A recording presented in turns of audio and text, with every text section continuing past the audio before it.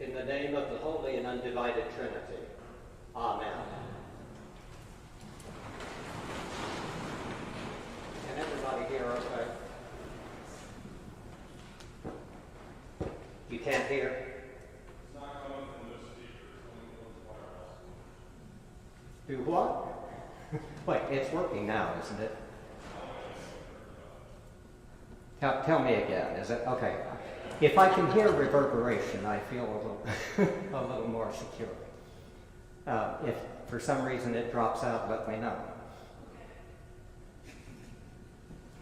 We have shown up here at All Saints for all sorts of reasons. There's usually a whole story behind each reason, and I highly recommend, if you stick around for coffee hour, asking somebody you don't know, what brought you here? The answer, usually, is not about stumbling in here by accident. If you hear the whole story, you'll probably find yourself deeply moved. More often than not, the answer includes a combination of two things. One is that you may have heard that All Saints welcomes people who have felt unwelcome in other faith communities. The other is that you may have heard of our elaborate way of worshiping, our Anglo-Catholic smells and bells, and you are at the very least intrigued. Those were both reasons behind my first visit here 30 years ago, and I'm in denial about that, the length of time. And then this morning, you show up only to be confronted with these words. Hear the word of the Lord, you rulers of Sodom, you people of Gomorrah. Incense is an abomination to me. When you stretch out your hands, I will hide my eyes from you. Even though you make many prayers, I will not listen. I hope nobody was triggered. But if you were listening, I'm pretty sure you at least cringed. It sounds like some denunciations of us Episcopalians that I have actually heard from some so-called non-denominational Christians. Non-denominational Christians are usually indistinguishable from conservative Baptists, although they may not realize it. They tell us that we are an abomination to God because of what we stand for, and that our elaborate way of worshiping actually offends God. So I don't think we can afford to act as if we didn't just hear hints of that a few minutes ago. But let's pay closer attention to Isaiah's message. What about that denunciation of Sodom and Gomorrah? Let's be clear. Isaiah is not talking about who you or your friends may have married or might want to marry. That story of Sodom and Gomorrah in Genesis was not about people who fell in love and wanted to get married, not even about people who wanted to date each other. It was about the men of the city wanting to perform a traumatizing act of violence against two foreigners. That, says Genesis, was the sin of Sodom, mistreating foreigners. True, the rest of the Hebrew Bible also seems to regard the cities of Sodom and Gomorrah as prime examples of wickedness. But again, it's never a matter of who's dating whom. In Ezekiel, we hear these words. This was the guilt of your sister Sodom.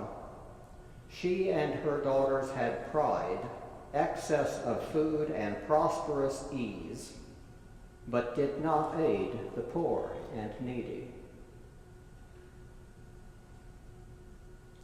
Apparently, the more privileged people of Sodom were happily enacting their own ancient version of a big, beautiful bill that made the rich richer and denied aid to those who needed it most.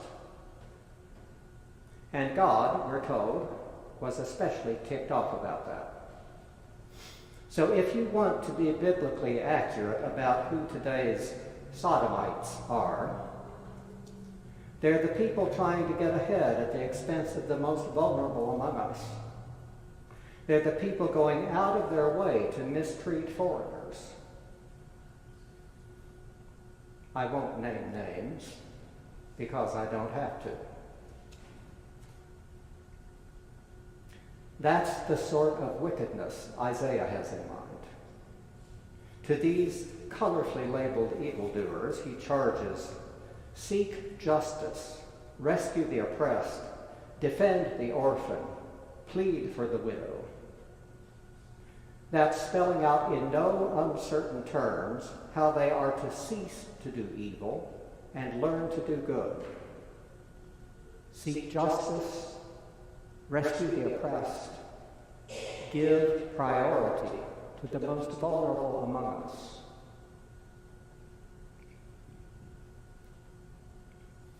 That's enough about Sodom and Gomorrah.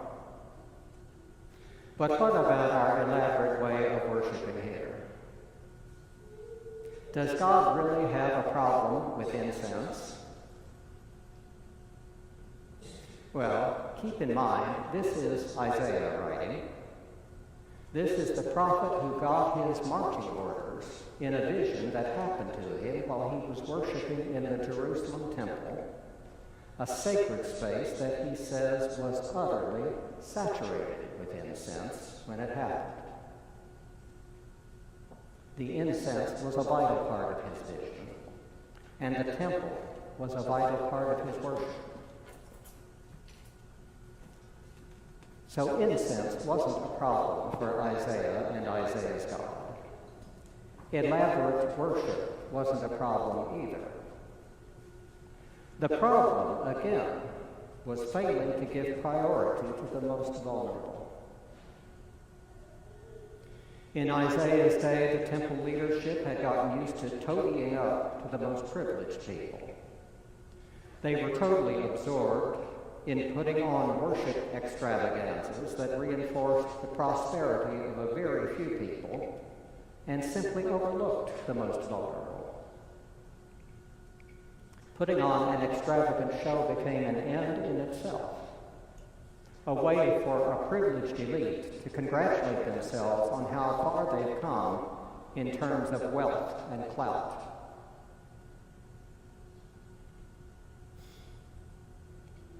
Now, let's take a moment to acknowledge that this is the impression many people have of the Episcopal Church. And there's much in our history that justifies that impression. For decades in this country, we were known as the Social Climbers Church. In 1978, a book appeared entitled The Power of Their Glory, America's Ruling Class, the Episcopalians. The authors even coined the term Episcocrats for Episcopalians with lots of influence. That was our reputation. It was well documented. And it's still the impression many people have. But even back in 1978, the authors of that tell-all book were noting that the Episcopal Church was starting to take stands guaranteed to alienate America's cultural elites. Starting with the ordination of women, and the issuing of a new prayer book with baptismal vows about striving for justice and peace among all people. And as a whole church, we've continued ever since to take stands that irritated and even drove away many who had come to us still looking for social advantages. Just think of Bishop Mary Ann Buddy's charge to our current president and the controversies that stirred. I'm assuming most of us have seen clips of that on YouTube. If not, you should Google it. But long before the 1970s, there's another chapter in the history of the Episcopal Church that involves parishes and their clergy turning away from the social advantages they could have exploited.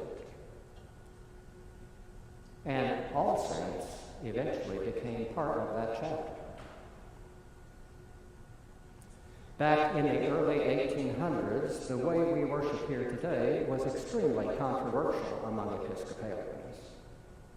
Even having candles on the altar was considered too Catholic by most bishops.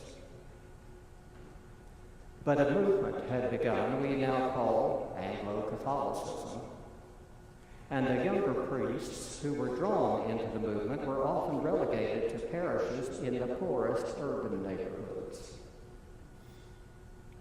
The more established Episcopalians referred to them disparagingly as slum priest ritualists.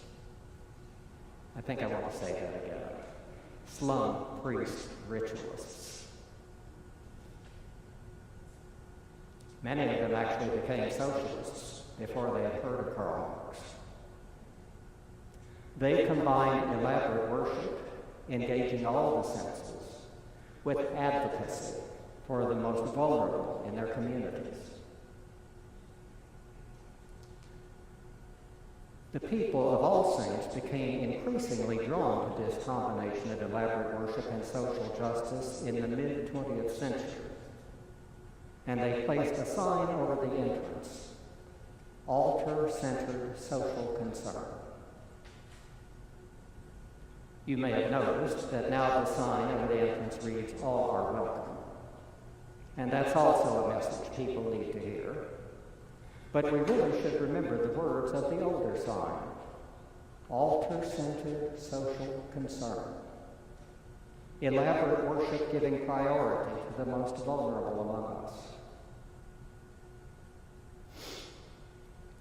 Which brings us back to Isaiah's message. The problem with the temple's worship in Isaiah's day was that it was no longer altar-centered social concern as it was meant to be.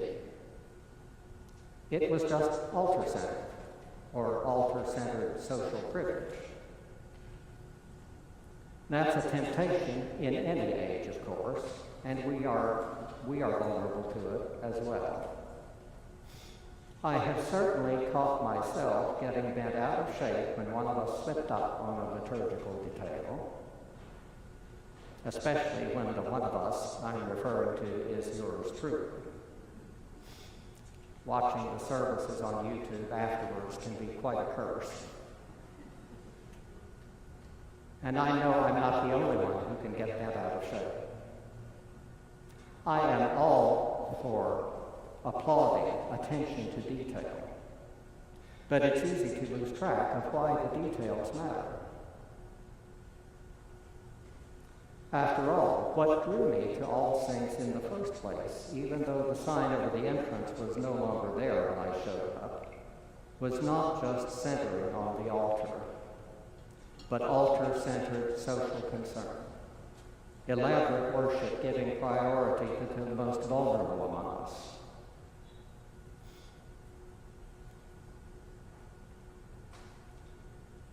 Now that we're a few weeks into the interim, the time is approaching for us to re-examine who we are and what we stand for. What makes the ministry of All Saints stand out? I have no doubt that however we word it, this is one of the themes that will surface in the profile we'll eventually produce. Altar-centered social concern, elaborate worship giving priority to the most vulnerable among us.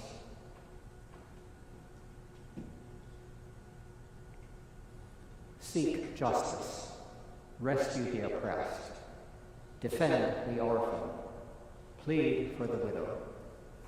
That, says Isaiah, is God's charge to us no matter how we worship. Give thanks for those in our history, in the history of this parish, who kept that charge alive Now it's our turn to breathe life into those ancient words.